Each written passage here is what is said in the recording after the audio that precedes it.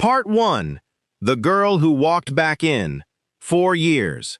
4 birthdays. 4 Christmas mornings. 4 years of unanswered questions. Dead ends. False sightings.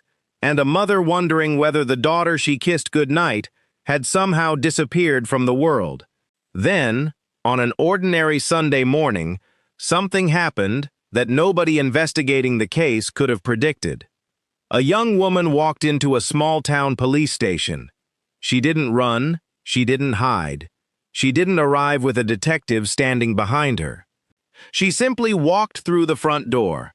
She approached the desk, and according to the story that followed, she told the officers that she was the missing girl everyone had been searching for. The child who disappeared at 14 was now an adult, and she had come back on her own. Before we go deeper into this case, take a second and hit that subscribe button, give this video a like, and let us know where you're watching from. I'm curious to know how far these stories travel, because what makes this story so difficult to understand isn't simply that a teenager disappeared. It's what happened afterward. There was no dramatic rescue, no chase, no detective bursting through a door, no final confrontation in some remote location. Instead, there was a police station, a young woman, and a statement that would leave investigators with almost as many questions as they had when she first vanished. To understand why that moment was so shocking, we have to go back to the beginning, back to a quiet American neighborhood, back to a 14-year-old girl named Maya Navarro, and back to a morning when her mother discovered that the bedroom had been left behind, but Maya had not. It was early autumn in 2019. The neighborhood looked ordinary. Houses stood close together. Cars sat in driveways. Porch lights switched off as morning arrived. Parents prepared children for school. People went to work. The kind of morning that normally disappears into memory because nothing remarkable happens. But inside one home, everything was about to change. Maya was 14 years old, and only days away from her 15th birthday. She was described by people around her as creative and intelligent, with a strong interest in art, music, gaming, and the online world. Like many teenagers her age, much of her social life existed behind a screen. Friends could be nearby, but they could also be hundreds of miles away, and sometimes they weren't even who they claimed to be. That detail would become one of the most frightening possibilities in the entire investigation. Because when Maya disappeared, her family had no clear explanation. There was no broken door, no shattered window, no obvious struggle, no blood, no immediate sign that someone had forced their way into the house. Instead, there was an open bedroom window, and on the bed was a handwritten note. It suggested that Maya had chosen to leave. She would return. At least, that's what the message implied. But for her mother, Alicia Navarro, the note didn't bring comfort. It made everything worse. Because a note can tell you what someone wants you to believe. It doesn't necessarily tell you what happened. Alicia knew her daughter. She knew her habits. She knew the way Maya talked. She knew what normal teenage rebellion looked like. And she knew that something about this situation didn't feel right. A 14-year-old was gone. Her birthday was approaching, and nobody knew where she was. Alicia contacted authorities. The first response focused on the possibility that Maya had run away voluntarily. That classification was understandable based on what officers initially found. But a runaway case involving a child is still an emergency. Every hour matters. Every possibility has to be considered. And the investigators quickly began asking a terrifying question. Could Maya have been communicating with someone online? Someone her family had never met? Someone who had spent weeks gaining her trust? Someone who had convinced a young teenager that leaving home was the safest or most exciting thing she could do. The possibility was frightening because the internet changes the meaning of distance. A stranger doesn't have to knock on a child's front door anymore. Sometimes all they need is a username, a message, a gaming account, a conversation that begins innocently, and then another, and another, until the stranger no longer feels like a stranger. Investigators began examining Maya's online world. They looked at social media. They examined messaging platforms. They considered gaming communities. They searched for conversations that might explain where she intended to go. But the digital world is complicated. Accounts disappear. Messages can be deleted. People use fake identities. Usernames can change. And sometimes the most important information is buried inside thousands of ordinary conversations. The search expanded. Flyers were distributed. Neighbors were interviewed. Possible routes were examined. Security footage was reviewed. Authorities looked for vehicles, people, and unusual activity around the neighborhood. The family waited for someone to say the words they desperately wanted to hear. "We found her." But that call never came. Not that day, not that week, not that month. And eventually, the calendar began moving toward the first birthday Maya would spend away from home, her 15th. Imagine that for a moment. A birthday cake sitting somewhere without the person it was meant for, a chair that remained empty, a mother wondering whether her daughter was eating, whether she was sleeping safely, whether she was frightened, whether she was thinking about home, or whether someone had convinced her that home was a place she should never return to. Those questions would follow Elena for years, and they would become part of the mystery that made Maya's disappearance so difficult to explain. Part 2. The Search That Couldn't Find Her. The first weeks after a disappearance are often filled with movement. Phones ring constantly. Detectives work long hours. Volunteers search. News organizations report the story. Photographs circulate. People believe that the missing person could be found at any moment. For Maya's family, that period brought hope mixed with terror. Every phone call could change everything. Every stranger who claimed to recognize her had to be taken seriously. A possible sighting in another state? Investigators checked it. A young woman matching her description, seen at a transportation hub. They followed up. Someone thought they had seen her at a restaurant? Another lead. Another trip. Another interview. Another security camera. And then, nothing. One by one, the sightings fell apart. The person in the photograph wasn't Maya. The woman at the station wasn't Maya. The teenager at the roadside wasn't Maya. The person someone remembered seeing was simply another young woman who happened to resemble her. This is one of the most brutal realities of missing person investigations. Hope can be incredibly powerful, but false hope can hurt just as deeply. Imagine receiving a call after months of silence. Someone says they may have seen your daughter. Your heart races. For a few minutes, maybe you allow yourself to imagine the impossible. Maybe she's alive. Maybe she's close. Maybe you're finally going to see her again. Then, investigators check, and the answer is no. It wasn't her. The emotional crash can be devastating. Still, Elena continued, she kept Maya's photograph visible. She kept talking about her daughter. She kept reminding people that Maya was more than a missing person poster.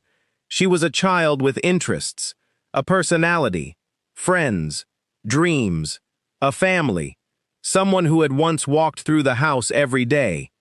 The investigation also moved deeper into the digital world. Investigators examined communication records where legally available. They searched for people Maya had interacted with. They tried to establish patterns. Who did she talk to? How often? Was there anyone she seemed especially close to? Had anyone encouraged her to leave? Had someone promised to meet her?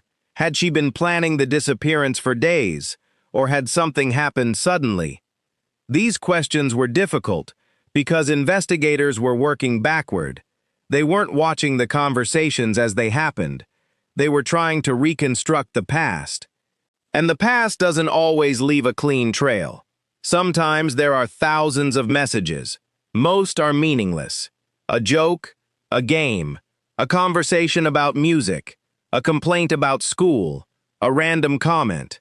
Buried somewhere among all of that could be the one sentence that mattered, but finding it wasn't guaranteed. Authorities also considered the possibility that Maya had traveled far from home. If she had left voluntarily, she could have used buses, cars, trains, or rides from other people. If someone had helped her, investigators needed to determine who. The search expanded beyond the immediate community. And still, there was nothing definitive. No confirmed sighting, no reliable financial activity, no obvious trail, no clear location. The case became a long-term investigation. And that phrase sounds clinical, almost harmless. But to a family, long-term missing person means something very different. It means the emergency never really ends. The rest of the world eventually returns to normal. People stop asking. News stories become less frequent. New cases dominate headlines. But the family remains trapped between hope and fear. Elena experienced that passage of time, one milestone at a time. Maya turned 15, then 16, then 17, and eventually 18. Each birthday carried a strange contradiction. The family knew Maya was getting older, but the last photographs they had were of a 14-year-old girl. The image never changed. She did, somewhere. They just didn't know how. Age progression images became important. They showed what Maya might look like as she grew older. The teenager in the original missing person poster slowly became a young woman in investigators' imagination. Dark hair, older features, a different face, a different life, but still the same missing person. Before we continue, take a second and share your thoughts so far on this story below. I read every single one.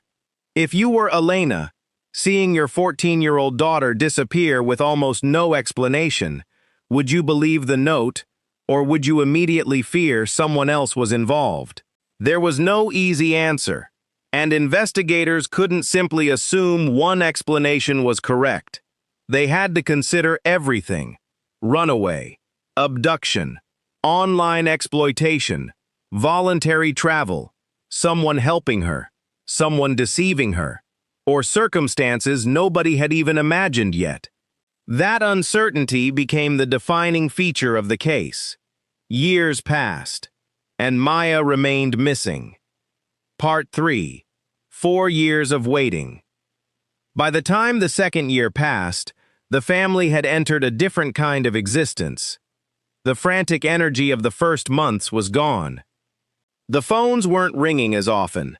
There were fewer reported sightings, fewer television segments, fewer strangers asking questions. But Elena refused to let Maya disappear a second time. She continued talking about her. She shared photographs. She reminded people of the girl behind the missing person poster. This mattered because missing cases can become statistics. When the public stops seeing the person, a name becomes a number. A photograph becomes an old news image. A story that once dominated television becomes something buried in an internet archive. Elena fought against that. She kept Maya visible. She kept hope alive. And every year, when the anniversary of Maya's disappearance arrived, attention briefly returned. People remembered. News outlets revisited the case. Investigators reviewed the file. Old questions resurfaced. Where was she? Was she alive? Had she been traveling? Was someone helping her? Was someone controlling her? Had she chosen to stay away? Or had she been unable to come home? The uncertainty was almost impossible to live with, because death, as devastating as it is, can eventually provide an answer. A disappearance can leave a family suspended indefinitely. You don't know whether to mourn, you don't know whether to celebrate, you don't know whether tomorrow might bring a phone call. Elena had to live inside that uncertainty, and so did everyone who loved Maya. Meanwhile, Investigators continued checking information. Old leads were reviewed. New reports were compared against missing person databases. Digital evidence was revisited when possible. The case wasn't forgotten, but it wasn't producing answers either. Then came the third year, and eventually the fourth. By then, Maya wasn't a child anymore. Legally, she was an adult. That distinction mattered. A missing 14-year-old and a missing 18-year-old can be treated differently in terms of privacy, decision-making, and what authorities can do. And that would become extremely important later, because Maya's story was moving toward a moment nobody could predict. A moment when the missing teenager would suddenly become an adult capable of making her own choices. The public, meanwhile, had theories. Some believed Maya had been taken. Others believed she had left voluntarily. Some suspected an online connection. Others wondered whether someone she knew had helped her disappear. But theories aren't evidence, and investigators had to separate what people believed from what could actually be proven. That distinction becomes especially important in cases involving missing teenagers. The human mind hates uncertainty. When there is a blank space, we naturally try to fill it. But filling that blank with an assumption doesn't make the assumption true. For years, authorities couldn't publicly explain where Maya was, because they didn't know. And then came a Sunday morning. The date was in the summer of 2023. The location was a small American town, hundreds of miles from where Maya had disappeared. It was not a major city. It wasn't somewhere the family had been searching every day. It was the kind of place where a police station could feel almost ordinary. And sometime around late morning, a young woman walked through the doors. She approached the front desk. She was calm. She wasn't being chased. She wasn't being carried. She didn't appear to be in immediate danger. She simply wanted to speak with an officer. When officers asked who she was, she gave them a name, Alicia Navarro. At first, that name probably sounded impossible, because there it was in the system. A missing teenager, a case that had remained open for years, a photograph taken when she was 14, and now there was an adult woman standing in front of them. Older, changed, but recognizable. The officers had to verify it. They couldn't simply take her word for it. They checked databases. They compared records. They looked at photographs. They asked questions. And gradually, the impossible became real. The missing girl had come back. Not because detectives found her. Not because a stranger called with a perfect tip. Not because a search team discovered her hiding somewhere. She had walked into a police station herself, after almost 4 years. And that is where this mystery took its most unexpected turn. Part 4. I'm the girl who went missing. The officers now had an unusual situation in front of them. A missing person case had suddenly become a found person case. But finding someone doesn't automatically answer the question of what happened to them. The first priority was safety. Was Maya injured? Was she being threatened? Was somebody controlling her? Had she been forced to appear? Did she need medical assistance? Did she want protection? Or had she simply reached a point where she was ready to return to the system that had been searching for her? From what authorities publicly described, Maya appeared to be physically safe. She was able to speak. She appeared composed. She explained that she knew she had been reported missing. And now, as an adult, she wanted the situation resolved. Think about the emotional weight of that moment. For years, authorities had been asking one question: where is she? Now she was standing there answering it. She was alive. She had survived the years everyone had spent fearing the worst. But there was still another question. Where had she been? That answer would prove much more complicated. The police department contacted authorities connected to Maya's original disappearance. The information moved quickly through law enforcement channels. The missing person record could finally be updated. The family was notified, and eventually, the public learned the news. Maya had been found alive. For Elena, this was the moment she had imagined for almost 4 years. But no parent can prepare for the reality of seeing a child return after so much time has passed. The daughter who left was 14. The young woman returning was 18. 4 years had changed everything. Her face, her voice, her experiences, her understanding of the world, her independence. The family that waited for her had changed too. Everyone had spent 4 years living without her, and now they had to learn how to live together again. But there was another discovery. Maya had been staying with an older man. We'll call him Marcus Reed. He was significantly older than Maya, and that immediately raised concerns. Not necessarily because an adult living with another adult is automatically a crime. The issue was timing. Maya had been 14 when she disappeared. If an adult man had become involved in her life before she reached adulthood, investigators needed to understand when the relationship began and under what circumstances. That was a serious question. Authorities obtained a warrant to search the residence connected to the situation. And what investigators found on electronic devices there created an entirely separate criminal investigation. They discovered illegal sexual material involving minors. Importantly, authorities did not publicly establish that the material depicted Maya, and they did not publicly establish that the material was responsible for her disappearance. Those distinctions matter. A disturbing discovery can raise questions without automatically answering them. Marcus was eventually investigated and prosecuted for offenses connected to the illegal material. But the charges did not establish that he had kidnapped Maya. They did not establish that he had transported her across the country. They did not establish that he had forced her to leave home. And they did not publicly establish that he had abused Maya. Those questions remained separate. That may be frustrating for people watching the case, because when two disturbing facts appear next to each other, the human instinct is to connect them. But investigators and prosecutors have to follow evidence, not instinct, not internet theories, not assumptions, evidence. And this is where Maya's story becomes especially difficult. If you were her mother, after waiting 4 years only to learn that your daughter had been living with an older man, what questions would you need answered first?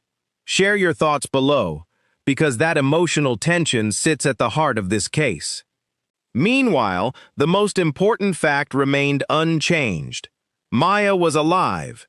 She was no longer missing, and she wanted to move forward. Her family eventually reunited with her privately. There were no cameras recording the first embrace. No television crew needed to witness it. No journalist needed to describe it. Some moments belong only to families. After 4 years, mother and daughter were finally together again. But coming home isn't the same as turning back the clock. You cannot erase 4 years. You cannot make a person 14 again. You cannot recreate birthdays that passed without them. You cannot recover conversations that never happened.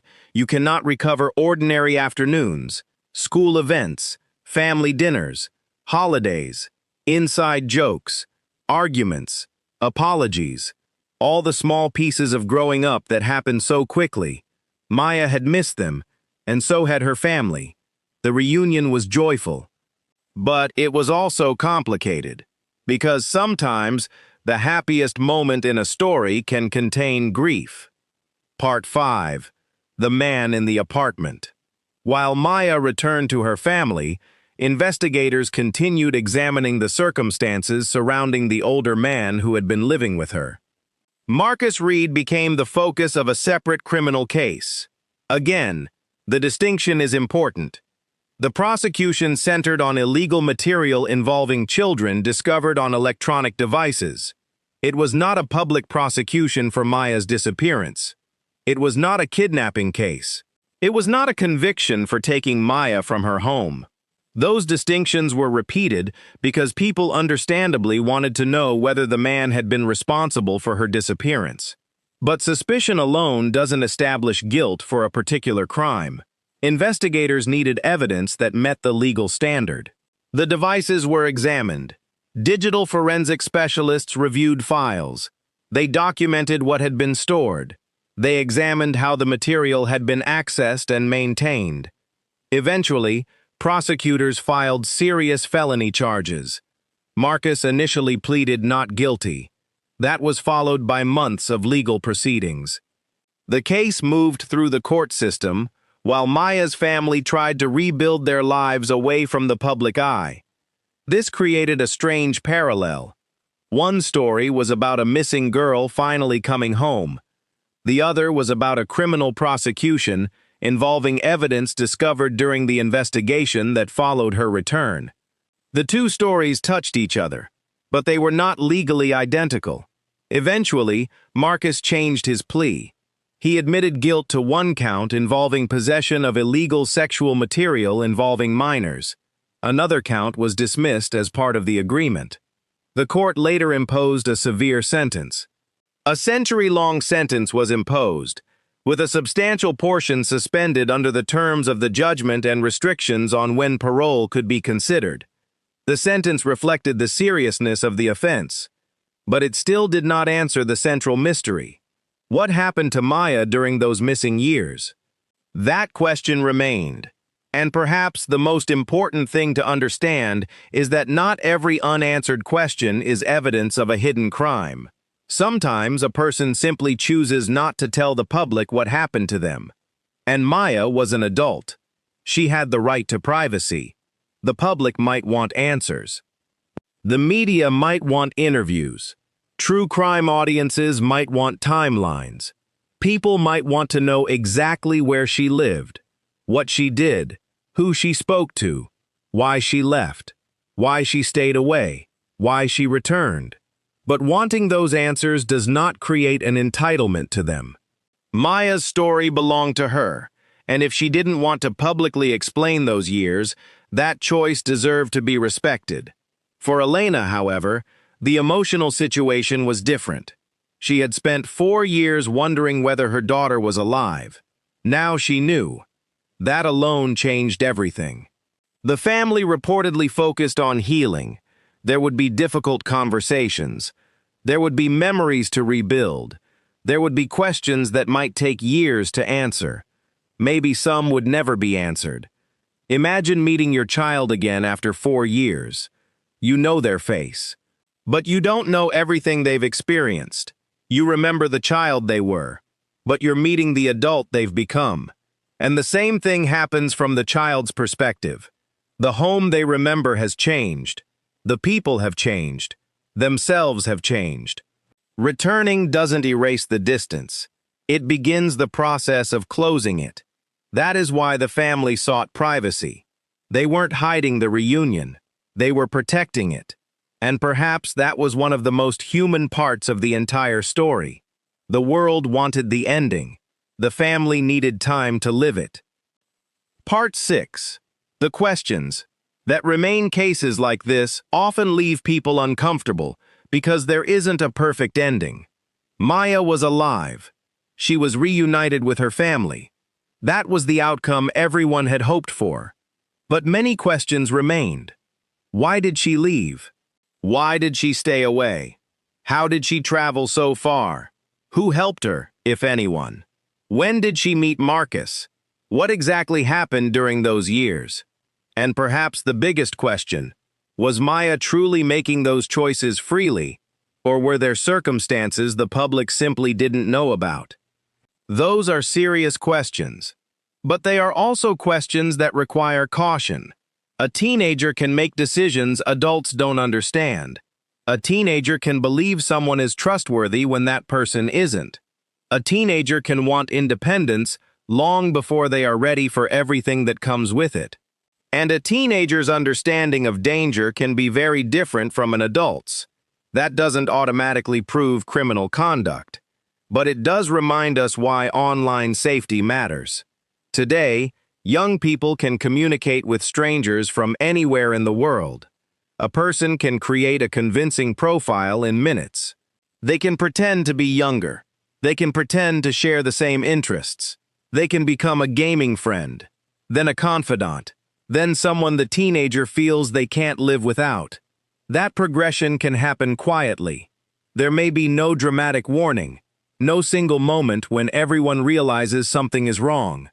That's why parents, guardians, teachers, and friends need to pay attention to changes in behavior, sudden secrecy, unexplained relationships, a new online friend who seems unusually important, attempts to hide conversations, receiving unexplained gifts, a sudden desire to disappear from normal life. None of these signs automatically mean grooming or abuse. Teenagers can be private. They can be emotional. They can change interests quickly. But when several warning signs appear together, they deserve attention. The larger lesson from Maya's story isn't that every teenager who wants privacy is in danger.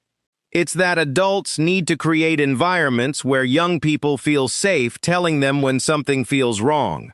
Because sometimes the most important protection isn't surveillance, it's trust.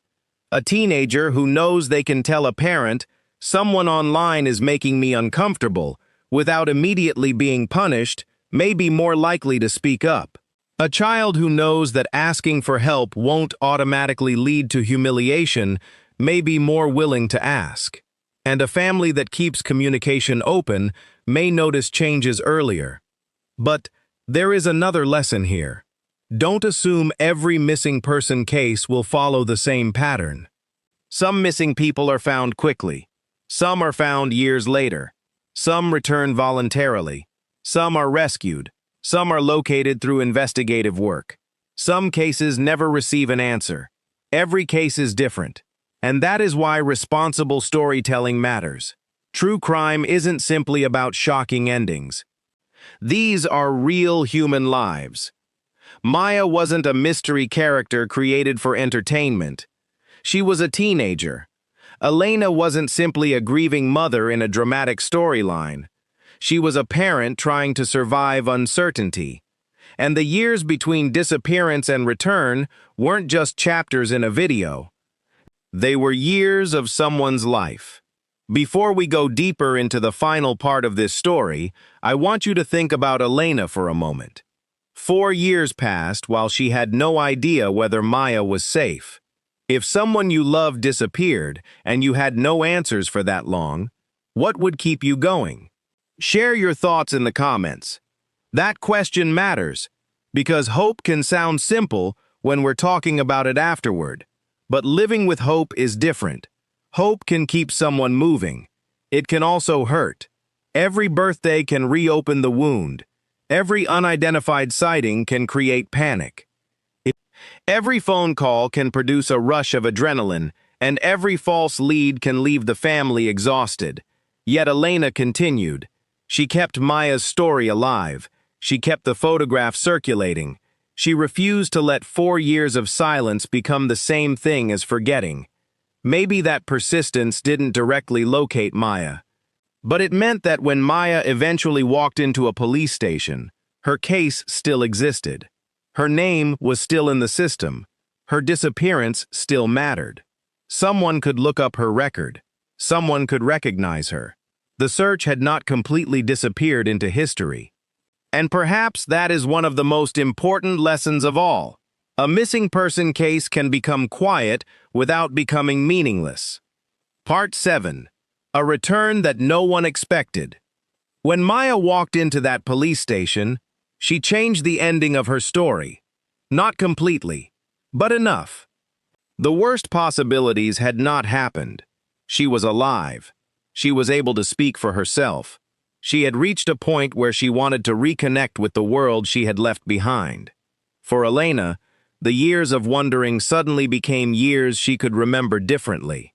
The pain didn't disappear, but the uncertainty did. There is a difference. Grief asks you to live with what you know you've lost. Uncertainty asks you to live without knowing what you've lost. For 4 years, Elena had lived inside that uncertainty. Now she knew her daughter was alive. The family could begin again. Not from where they left off, from where they were now. Maya was no longer 14. She was an adult, and the family had to respect the person she had become. That meant accepting that they might never receive every answer they wanted. It meant understanding that some parts of her life belonged only to her.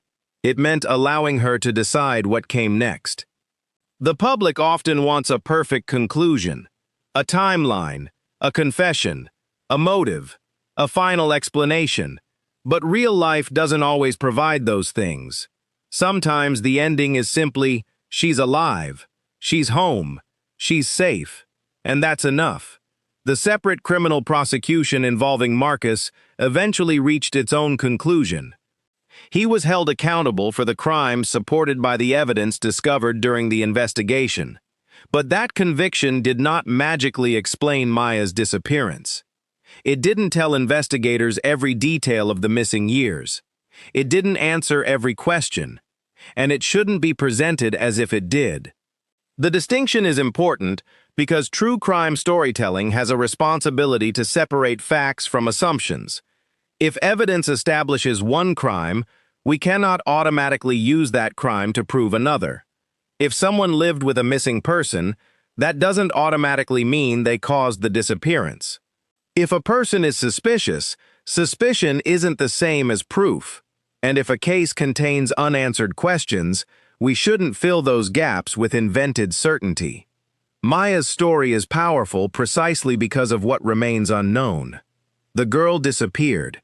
Years passed. The family kept looking. Then, the girl returned as a young woman. That alone is extraordinary. There are thousands of missing person stories where families never receive that phone call. Thousands of empty bedrooms. Thousands of photographs kept in drawers.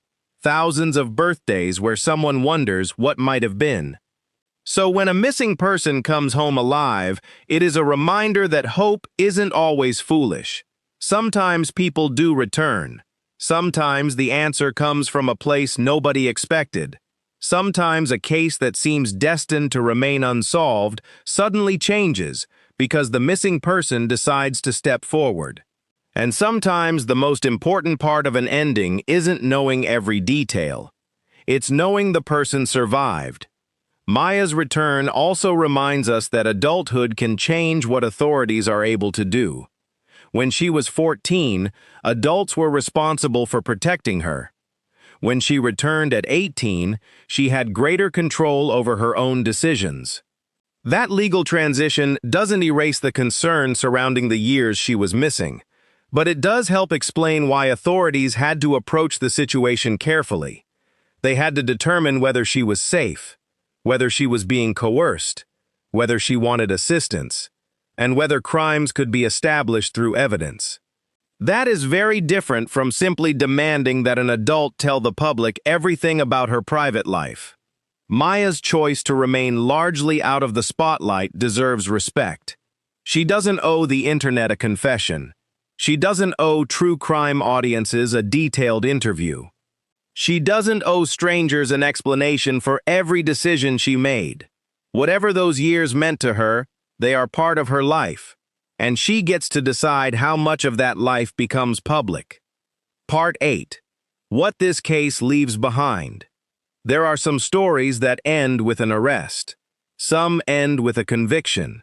Some end with a discovery. And some end with a person walking through a door. Maya's story belongs to that last category. 4 years after disappearing as a teenager, she walked into a police station as an adult. That moment transformed a case that had been defined by absence into one defined by return. But the story isn't simply about a missing girl coming home. It's about everything that happens while someone is missing. The families who wait, the investigators who keep files open, the volunteers who distribute photographs, the strangers who remember a face, the people who make phone calls, the people who share posts, the people who refuse to let a missing person's name disappear. It's also about the limits of what we can know. There are questions surrounding Maya's disappearance that may never be publicly answered. And perhaps that's okay, because closure doesn't always mean knowing everything. Sometimes closure means knowing the person you love is alive. Sometimes healing begins when uncertainty ends. For Elena, the most important sentence was never going to be a detailed explanation of 4 years. It was much simpler. Her daughter was alive. Her daughter was home. That was the miracle. The rest could come later, or not at all. And that is something worth remembering whenever we discuss missing person cases. The people involved aren't characters waiting for us to discover the next plot twist. They are human beings. They have families. They have fears. They have private memories. And sometimes, after years of being discussed publicly, they deserve the right to step away from the spotlight. Maya's story also leaves behind an important warning about the digital world. The internet can connect people in incredible ways, but it can also create relationships that parents and guardians know nothing about.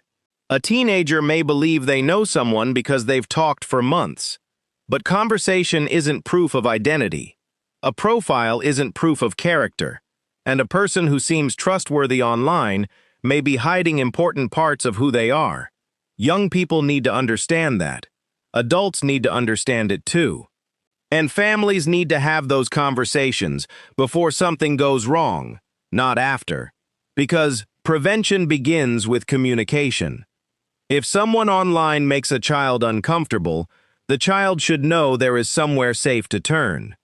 If a relationship begins demanding secrecy, that should raise questions. If someone encourages a young person to leave home, cut off family, hide conversations, or keep important information secret, that behavior deserves serious attention. But even with all those lessons, perhaps the most powerful message from this story is simpler. Don't give up too quickly. 4 years can feel like an eternity. But 4 years didn't erase Maya's case. Her name remained. Her photograph remained. Her family continued hoping. And eventually, Maya herself walked through that door. The ending wasn't what investigators expected. It wasn't what the public expected. And it certainly wasn't what Elena had imagined when she first discovered that open window and handwritten note. But she got something many families of missing people never get. A reunion. A chance to see her daughter again. A chance to hear her voice. A chance to hold her. A chance to begin healing.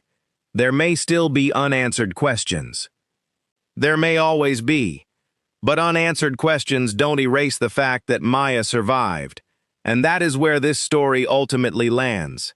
Not in certainty, not in a perfect explanation, but in survival, in resilience, in a family being given something they once feared they might never have again: time together. Before we close, I would love to hear your point of view.